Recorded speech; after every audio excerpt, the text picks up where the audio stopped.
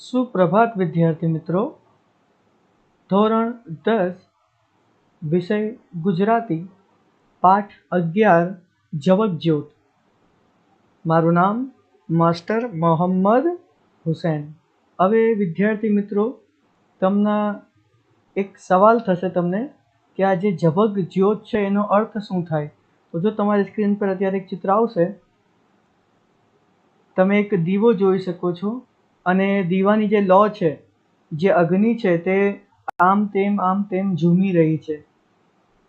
આવું ક્યારે થાય છે? જ્યારે કંઈક વધારે પવન આવી જાય તો આવું થાય છે. તો આને આપણે કહીએ છીએ કે જે જ્યોત છે તે ઝબકી રહી છે, હલી રહી છે, ડગુમગુ થઈ રહી છે, એટલે એને જવકજ્યોત કહેવામાં આવે છે.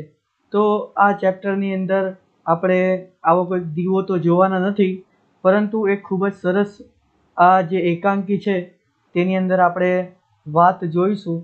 તો આપણે આગળ વધીએ. હવે આપણે જે આપણા લેખક છે કૃષ્ણલાલ ધરાણી, તેમનો પરિચય મેળવીએ. આ તેમનું ચિત્ર છે કૃષ્ણલાલ ધરાણીનું. જન્મ તારીખ 1/10/1911, અવસાન તારીખ 2/7/1960. કૃષ્ણલાલ જેઠાલાલ શ્રી ધરાણીનો જન્મ ભાવનગર જિલ્લાના ઉમરાળા ગામમાં થયો હતો. તેમણે દક્ષિણામૂર્તિ, ગુજરાત વિદ્યાપીઠ અને શાંતિ નિકેતન જેવી રાષ્ટ્રીય સંસ્થાઓમાં કેળવણી લીધી હતી. કેળવણી એટલે કે એજ્યુકેશન લીધું હતું. કોડિયો અને પુનરપી તેમના કાવ્ય સંગ્રહો છે. વડલો, મોરના ઈંડા, પિયો ગોરી તેમના જાણીતા નાટકો છે. તેમણે કેટલાક બાળ નાટકો પણ આપ્યા છે. ઇન્સાન મિટા દૂંગા સંગ્રહમાં તેમની 8 વાર્તાઓ છે. પત્રકારત્વ ક્ષેત્રે તેમનું મહત્વનું યોગદાન રહ્યું છે. તેમને રણજીતરામ સુવર્ણચંદ્રક પણ પ્રાપ્ત થયો છે. તો વિદ્યાર્થી મિત્રો, તમારા માટે કેટલાક સવાલ છે જે તમને 10મા ધોરણની પરીક્ષામાં પૂછી શકાય છે. ધારો કે પહેલો સવાલ છે કે જે આપણા કૃષ્ણલાલ જેઠાલાલ શ્રી ધરાણી છે, તેમને કયા જાણીતા નાટકો આપ્યા છે? તો પિયો ગોરી. અને બીજો એક સવાલ મહત્વનો છે કે તેમને કયા સુવર્ણચંદ્રક પ્રાપ્ત થયો છે? તો તેમને રણજીતરામ સુવર્ણચંદ્રક પ્રાપ્ત થયો છે. હવે તેમણે લખેલી કેટલીક પુસ્તકો છે તેના આપણે ફોટો ચિત્ર જોઈશું, અને જે તમને રણજીતરામ સુવર્ણચંદ્રક પણ મળ્યો છે તેનું પણ આપણે ચિત્ર જોઈશું. તો આપણે આગળ વધીએ છીએ.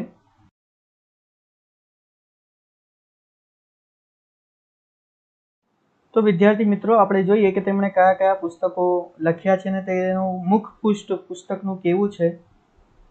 તો આપણી પાસે એક પુસ્તકનું મુખપૃષ્ઠ છે, મોરના ઈંડા અને પદ્મિની, જે કૃષ્ણલાલ શ્રી ધરાણીએ જ લખ્યા છે. આ તેમને એક ચંદ્રક મળ્યો છે, રણજીતરામ સુવર્ણચંદ્રક. તે આવો દેખાય છે, આવી રીતે મળે છે તે. અને બીજું એક પુસ્તક છે તેમનું કોડિયા, જે પણ કૃષ્ણલાલ શ્રી ધરાણીએ જ લખ્યો છે. તો આવા તેમના મુખપૃષ્ઠ દેખાય છે અને આવું એક ચંદ્રક દેખાય છે. તો આપણા માટે ખૂબ જ સારી વાત છે કે આપણે આ વસ્તુ જોઈ શકીએ છીએ વિડીયો દ્વારા. તો આપણે હવે આપણું જે પાઠ છે તેની તરફ આગળ વધીએ.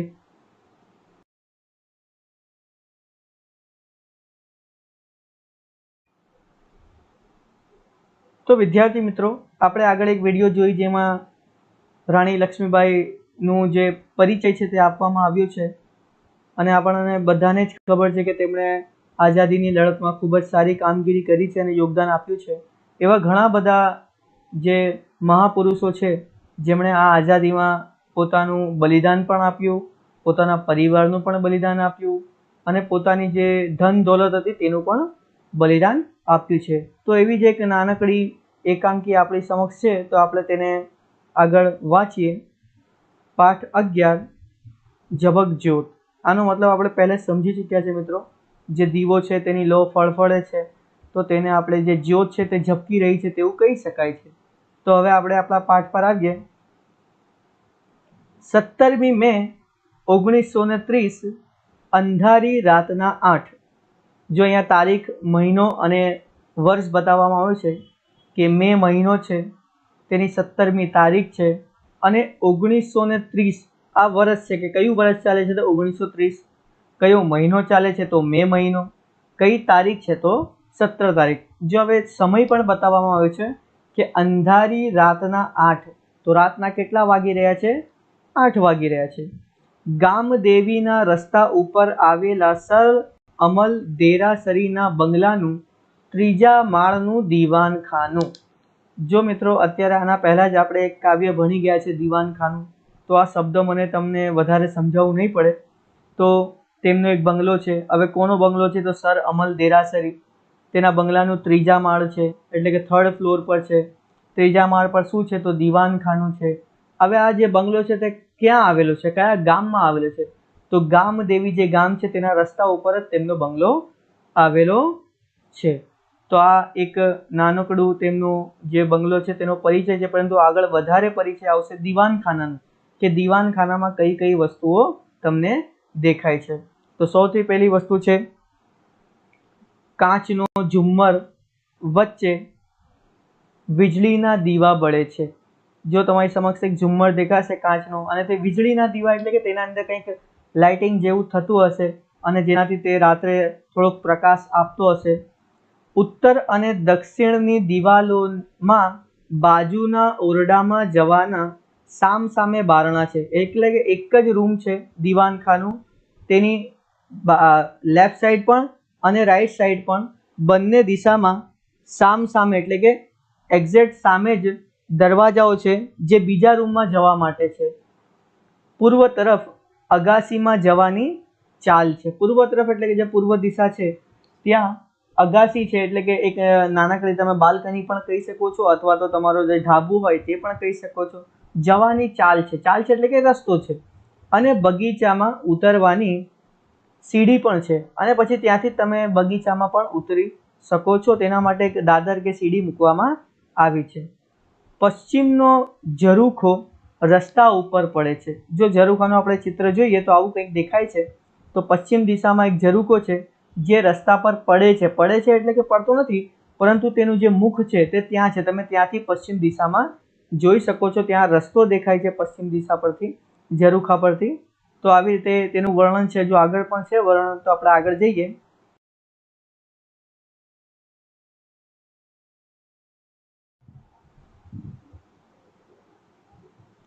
તો આપણે આગળ વધીએ. ઓરડાની લાદી ઉપર કાશ્મીરી ગાલીચો છે. લાદી એટલે કે જમીન પર, ઓરડો એટલે કે રૂમ. હવે તેની ઉપર ગાલીચો છે. ગાલીચો આપણે આગળ જોઈ ચૂક્યા છે કે શું હોય છે તે. અને આ ગાલીચો ક્યાંનો છે તો કાશ્મીરી ગાલીચો છે. ખૂણાઓની ઘોડીઓ ઉપર ગ્રીક પૂતળા ગોઠવ્યા છે. ઘોડી એટલે કે જે આપણે તમારા ઘરની અંદર ફ્રીજ મૂક્યું હશે, તો ફ્રીજ કોઈ સ્ટેન્ડની ઉપર મૂક્યું હશે, તો તેવું જ પૂતળા રાખવાનું પણ સ્ટેન્ડ આવે છે. હવે તે સ્ટેન્ડની ઉપર કયા પૂતળા ગોઠવ્યા છે તો ગ્રીક. અને તે ક્યાં છે તો ઘરના ખૂણાઓમાં. ખૂણાઓમાં એટલે કે કોર્નરની અંદર જે છે તે ગ્રીક પૂતળાઓ ગોઠવ્યા છે. ભીતને અઢેલીને લાલ મખમલના સોફા મૂક્યા છે. સોફા આપણે આગળ જોઈ ચૂક્યા છે. મખમલ એટલે કે જે રેશમી કપડું આવે છે તે, લાલ એટલે કે લાલ રંગ, અઢેલીને એટલે કે એકદમ ટચોટચ, લગોલગ જેને આપણે કહે છે ને, ભીત એટલે કે દિવાલ. તો દિવાલથી ટચોટચ એક લાલ મખમલનો સોફો મૂક્યો છે. વચ્ચે એક મોટું ટેબલ છે અને તેની ઉપર પિત્તળના ગુલદાનમાં ગલગોટા અને જાસૂદના સહેજ કરમાયેલા ફૂલો ગોઠવ્યા છે. હવે વચ્ચે એક સોફો તો છે જ સાઈડ પર દિવાલની સાથે, પણ તેની સાથે વચ્ચે એક મોટું ટેબલ છે અને તેની ઉપર પિત્તળના ગુલદાનમાં, ગુલદાન એટલે કે જેને આપણે ફ્લાવર પોટ કહીએ છીએ. જો તમે જોઈ શકો છો કે ફ્લાવર પોટની અંદર આ ગલગોટા છે, આવા દેખાય છે. તો ગલગોટા અને આ છે જાસૂદનું ફૂલ. તો આવા ફૂલ કરમાયેલા છે. હવે સવારથી મૂકેલા હશે, રાતના અત્યારે 8 વાગે છે, તો સહેજ તે કરમાઈ જાય છે. તો એ કરમાયેલા ફૂલ ત્યાં ગોઠવ્યા છે. બગીચામાંથી આવતો પવન ધૂપ સળીઓની સૌરભ લઈને પશ્ચિમના ઝરૂખામાંથી મંદ ગતિએ પસાર થઈ જાય છે. ધૂપ સળી એટલે કે અગરબત્તી. હવે બગીચો છે, બગીચામાંથી હવા ચાલી રહી છે અને ધૂપસળી ઘરની અંદર સળગાવેલી છે. તો એ ધૂપસળીની સૌરભ, સૌરભ એટલે કે સુગંધ, સુગંધ આખા રૂમમાં ફેલાઈ રહી છે અને પશ્ચિમના ઝરૂખા તરફથી તે બહાર નીકળે છે.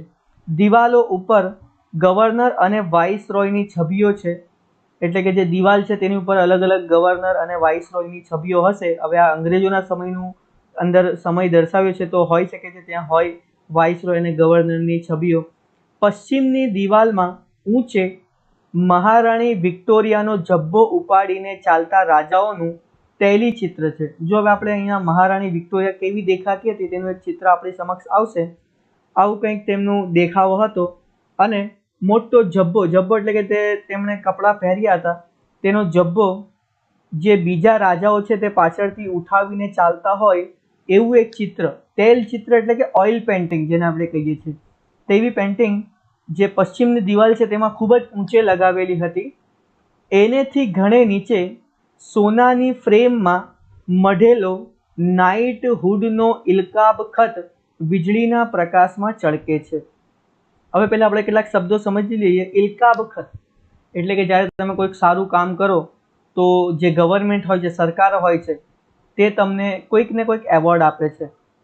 એવો જ એવોર્ડ જે અંગ્રેજ લોકો હતા તે લોકો એ સમયમાં આપતા હતા અને તે એવોર્ડ ખૂબ જ જે સરસ કામ કરે તેમને જ આપવામાં આવતો હતો અને તે એવોર્ડને આપણે નાઇટહુડનો એવોર્ડ કહેવામાં આવે છે. ઇલકાબ ખત એટલે કે એવોર્ડ અને નાઇટહુડ એટલે કે અંગ્રેજોના સમયમાં આપવામાં આવતો એવોર્ડ. જો આવો કંઈક તે દેખાય છે અને તે એવોર્ડ ઘરની જે દિવાલ છે તેના સૌથી નીચે સોનાની એટલે કે ગોલ્ડની ફ્રેમમાં મઢેલો એટલે કે ત્યાં એની અંદર સજાવીને મૂકેલો છે અને વીજળીના પ્રકાશમાં તે ચળકે છે એટલે કે ચમકે છે.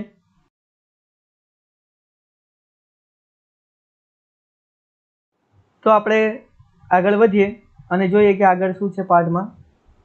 પશ્ચિમના ઝરૂકા પાસે એક પલંગમાં 8 વર્ષનો દીપક તાવથી ધગધગે છે.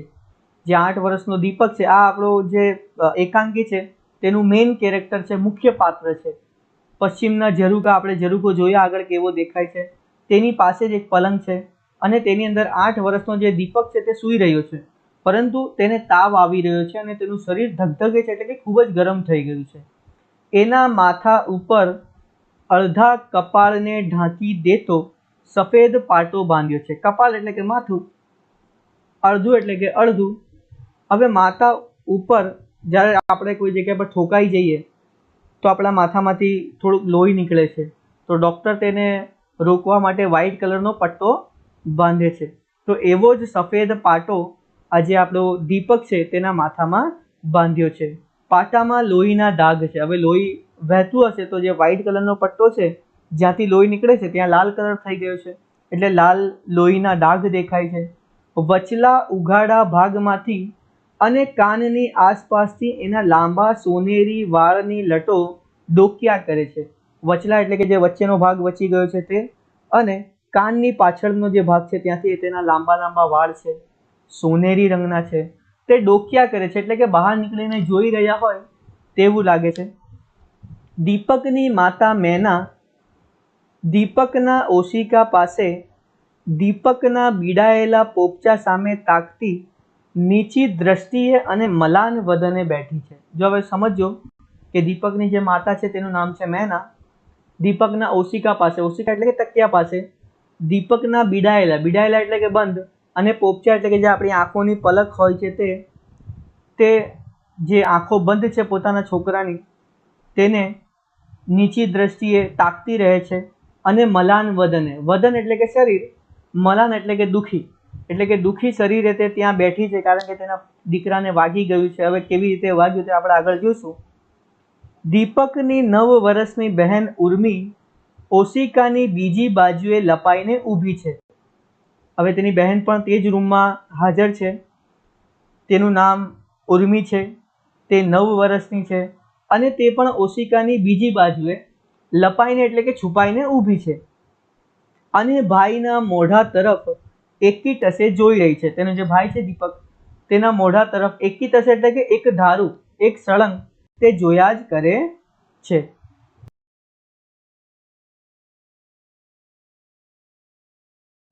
હવે આપણે આગળ જોઈએ.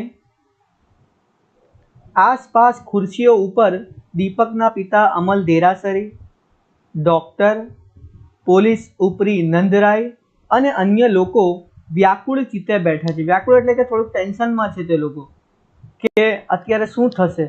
હવે તે રૂમમાં કોણ કોણ હાજર હતું? તો પહેલું દીપક, તેની માતા મેના, તેની બહેન ઉર્મી. ખુરશીની ઉપર દીપકના પિતા બેઠા છે, તેનું નામ છે સર અમલ દેરાસરી. ડૉક્ટર પણ છે. પોલીસ ઉપરી નંદરાય, ઉપરી એટલે કે જે ઉચ્ચ અધિકારી હોય છે પોલીસમાં તે નંદરાય, અને અન્ય લોકો છે જેમ કે નોકર પણ આપણે લઈ શકીએ છીએ ત્યારે બેઠા છે. થોડી વારે હસ્તઘડી સામે જોઈ ડૉક્ટર ઊભા થયા અને દીપકના ઓશિકા તરફ ગયા. હવે પહેલાં આપણે એક શબ્દ સમજીએ, હસ્તઘડી. હસ્તઘડી એટલે કે હાથમાં પહેરવાની ઘડી, જેને આપણે હેન્ડ વોચ કહીએ છીએ. ડૉક્ટરે પોતાની ઘડિયાળમાં જોયું અને પછી દીપક જ્યાં સૂતો હતો તેના ઓશિકા એટલે કે તેના તકિયા તરફ ગયા. ડૉક્ટર, મેનાબહેન થર્મોમીટર લઈ લો. તો હવે થર્મોમીટર કેવું દેખાય છે પહેલાં તો આપણે એ જોઈ લઈએ. જો આવું કંઈક થર્મોમીટર દેખાય છે. થર્મોમીટરનું કામ શું છે? તો તાપમાન માપવા માટે આ થર્મોમીટર છે તેનો ઉપયોગ થાય છે. તો ડૉક્ટર મેનાબહેન એટલે કે તેની માતાને કહે છે કે મેનાબહેન, આ જે થર્મોમીટર તેના બગલમાં છે તે લઈ લો. મેના દીપકની બગલમાંથી થર્મોમીટર લઈ ડૉક્ટરને આપે છે અને પછી ફિક્કે ચહેરે ડૉક્ટર સામે જોઈ રહે છે. ફિક્કે ચહેરે એટલે કે ઉદાસ ચહેરે ડૉક્ટર સામે જોયા કરે છે કે તેનું જે શરીરનું તાવ છે તે ઉતર્યો છે કે નહીં, તે ડૉક્ટર અત્યારે થર્મોમીટરમાં જોઈને ચેક કરશે એટલે તેમની સામે જોયા કરે છે. તો મિત્ર, અહીંયા આપણે આ જે આપણો પહેલો ભાગ છે આ પાઠનો તે પૂર્ણ કરીએ છીએ. બીજા ભાગમાં આપણે ફરીથી મળીશું. ત્યાં સુધી તમે આ ચેપ્ટર જે છે, આ પાઠ છે, આટલો તમે ખૂબ જ સારી રીતે યાદ કરી લેજો. તમારો ખૂબ ખૂબ આભાર.